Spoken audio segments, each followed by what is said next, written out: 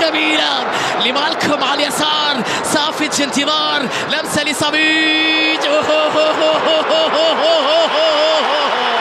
منقولة إلى الخلف، وصلت الهلال عرضية، الكرة بتعود فرصة تأتي تصويب. الله الله الله الله الله الله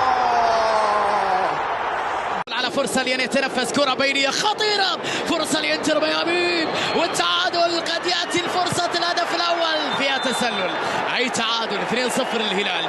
حتى لقطة سوار في اليمين، ميشيل يحاول فيها، ميشيل مر، ميشيل ممتازة، عبد الله الحمدان عرضية. الله الثاني لإنتر ميامي في هذه الأمسية، ترقب وانتظار ليو أمام الطيان. ليو نعم ويقلص الفارق، وتكون بالتالي مباراة الآن فيها مرور، فيها تقدم لإنتر.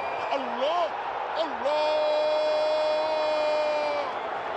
جاء لويس سواريز، كرة باتجاه ميشيل، محاولة على جهة اليمين خطيرة هلالية بكرة عرضية، فرصة بالراس يا مالكم.